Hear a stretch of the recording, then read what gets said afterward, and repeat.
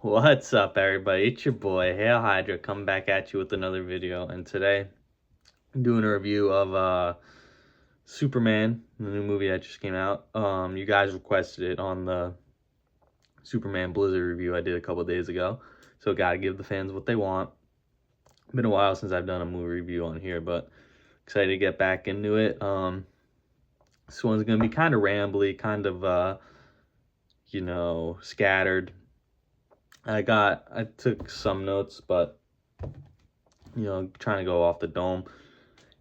It's yeah, I mean, James Gunn, filmmaker, I've always liked. I'm pretty jaded on the whole superhero thing these days, but Gunn, I think, has remained the director, the filmmaker who has understood how to make these things work, how to make the stories compelling. So I was excited for Superman, see what he could do. It's interesting to see him completely in control of DC now. And so I came away from Superman mixed but positive. I definitely liked it. That was pretty good. My favorite parts were just probably, the slower moments. By the way, before I really get into it, this is probably going to be kind of spoilery. I don't know if I'm going to spoil anything, but I don't want to say it's a spoiler-free review and then accidentally slip something in. So yeah, just be cautious. If you haven't seen the movie yet and you're going to see it, hold on to listen to the review after. But yeah, I really liked Corn Sweat as Superman. Obviously, he's a huge step up from Henry Cavill. Henry Cavill was a downright terrible choice for Superman way back when. It was fucked up that a British guy was playing our national hero, So getting an American back in the role was great. And yeah, he really embodied the sincere, corny in a good way. Not a lot of people think corny is a negative thing. I like corny stuff. And it was cool to see a Superman who was corny, who was a sincere guy, not cynical. And yeah, I thought Rachel Brosnahan as Lois Lane was really good too. And Nicholas Hoult as Lex Luthor, he was great. Really, the whole trio, the big trio, they were all phenomenally cast, phenomenally played. And yeah, I did have some issues, not issues, but I thought there was a bit too much outside of them going on. I really wish the movie was more focused on the dynamic between Lois and Clark. The standout scene in the movie, the best scene in the movie was towards the beginning. There's a big Lois Lane is interviewing Superman, aka Clark, and yeah, it's like a maybe like 6-7 minute scene, and it's really exciting. Just the back and forth between them, how seeing Corn Sweat like straddle the line between Superman and Clark Kent, shifting between the two. I don't want to say personalities because they're the same guy really, but like you couldn't tell when he was in Superman mode, when he was in Clark Kent mode. That was really fun to see. Yeah, I wish we got more moments like that. It's a pretty breakneck movie. There's just mile a minute, so much stuff going on, and it was cool. It was cool to see, all the goofy comic book stuff, but I just wish a lot more stuff got time to breathe. I wish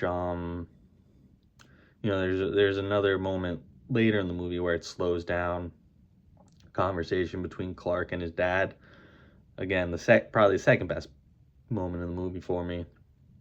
And yeah, it's that was moving. It was those two scenes were best screenwriting James Gunn's done in his career, maybe. I haven't seen Slither, so I can't comment on that. But yeah, I mean, he's really matured as a screenwriter. It's been a cool journey to see. I think his writing just gets better and better with each movie. Although it does it does have its faults in this movie here. His joke writing, just a lot of the jokes didn't hit. But yeah, when he's doing those sincere monologues, I really think he excels at those. He's just gotten better and better at that. And yeah, I would like to see more of it. Less action, less of the action, because honestly, I thought a lot of the action in the movie was kind of poor. It's I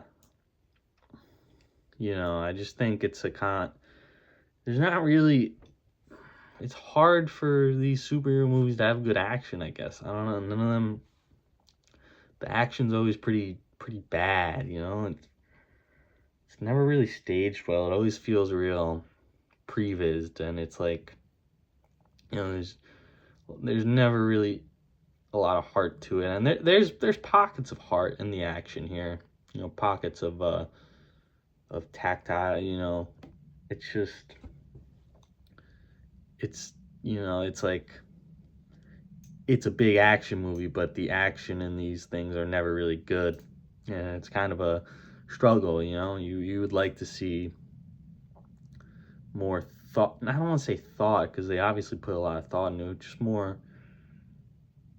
skill put into it, I guess. I don't know, like, there's a cool oneer, towards the middle of the movie where Mr. Terrific, who's a cool character, I liked him, he's protecting Lois Lane, and it's a cool oneer focused on Lois, the camera swirling all around, Mr. Terrific's doing his thing. That was probably the best action in the movie.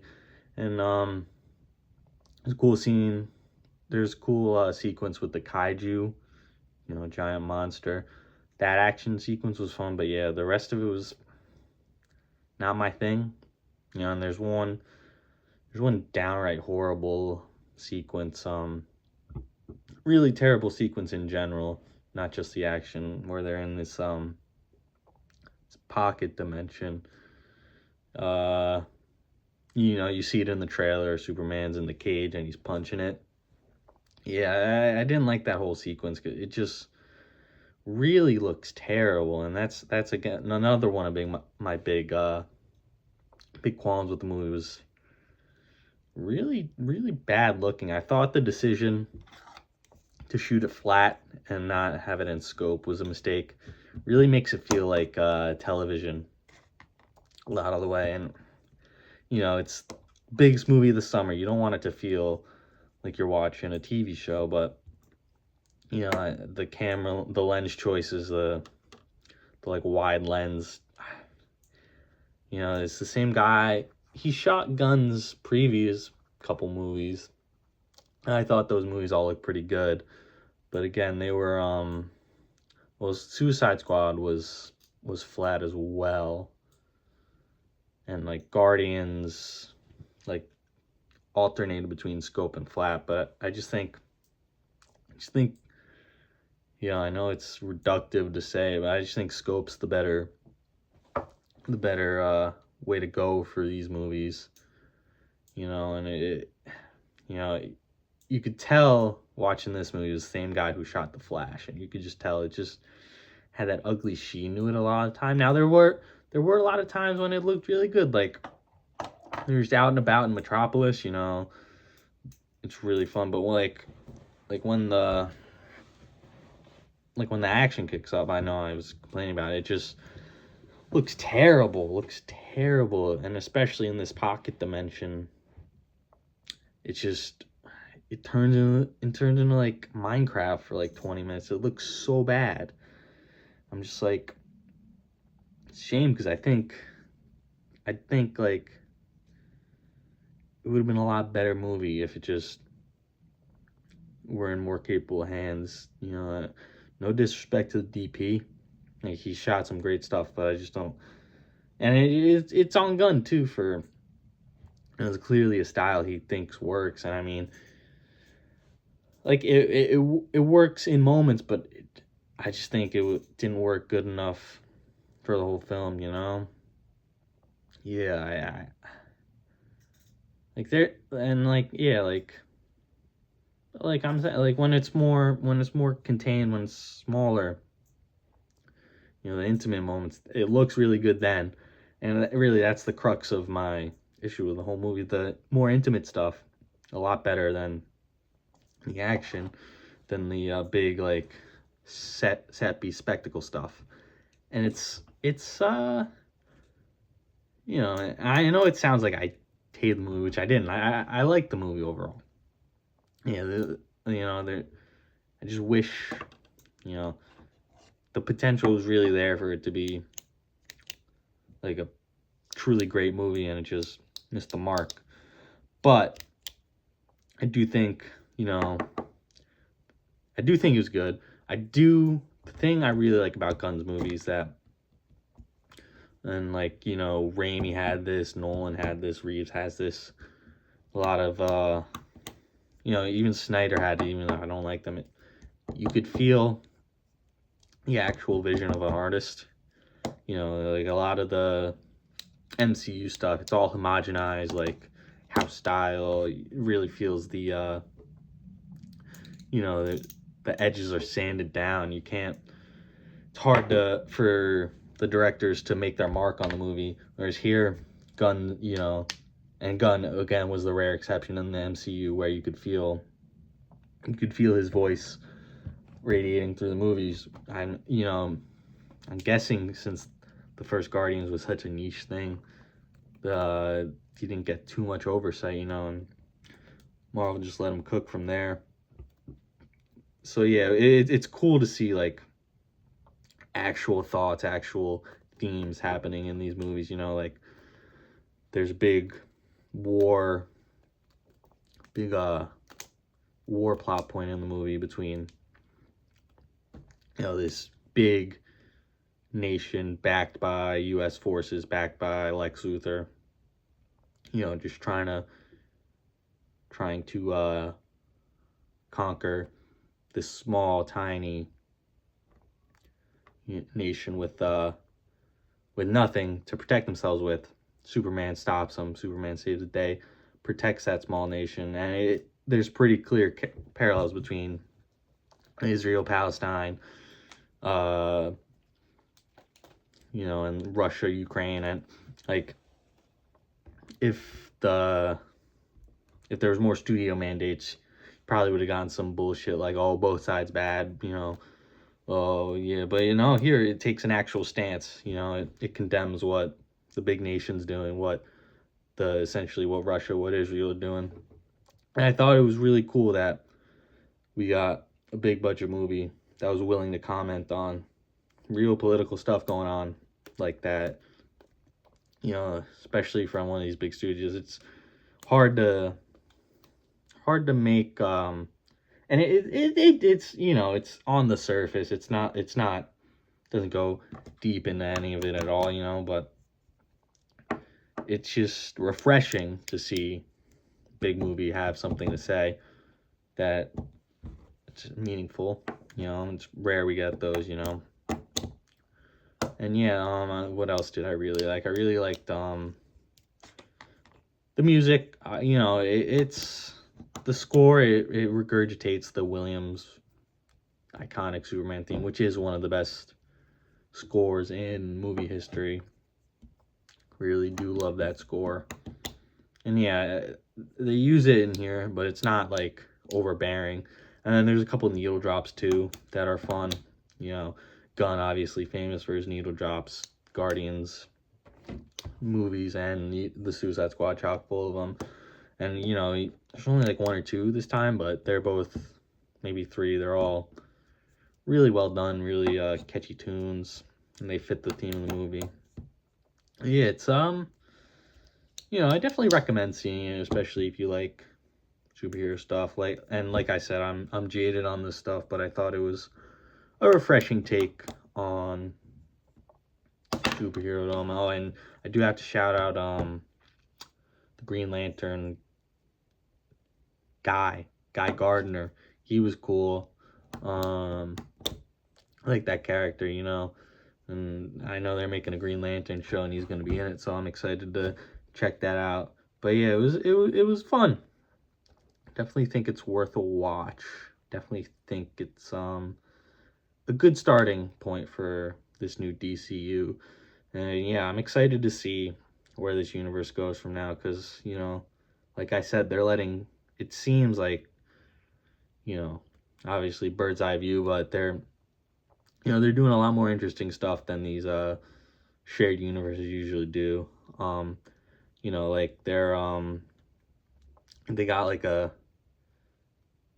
small, I don't want to say small budget because it's still like 40-50 million dollars, but a smaller like Clayface horror movie coming out that sounds really cool. You know, the Green Lantern show sounds cool, and these are just like swings that we haven't seen stuff like the MCU take. So I'm excited. You know, obviously I don't give a shit about what the MCU is doing anymore. Avengers Doomsday seems like it's going to be the worst movie ever. But yeah, like the giving these takes and then letting filmmakers put their own voices on it. Like, you know, Mike Flanagan wrote that Clayface movie, you know. It's really cool that they're letting guys like, you know, Lou Guadagnino, they're trying to get him to make the Sergeant Rock movie. Getting actual real voices to make these things, and that's really exciting. And yeah, yeah, like I give it a thumbs up.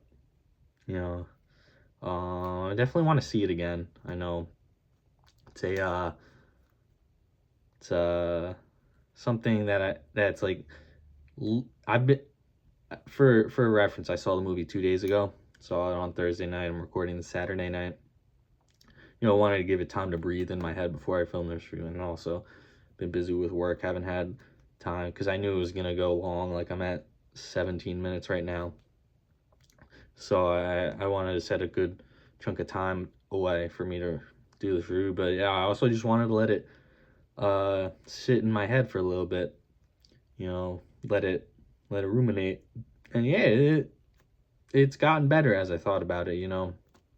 And yeah, it's a good movie. I know I sounded kind of haterish, but like I said, those are only small complaints. I really did think like Lois and Clark and Nicholas Hoult was great as Lex Luthor. Barely talked about him. His character's kind of flat, kind of one dimensional, but he does incredible work with the material he's given. Yeah, he's a great actor. He's one of our best doing it right now.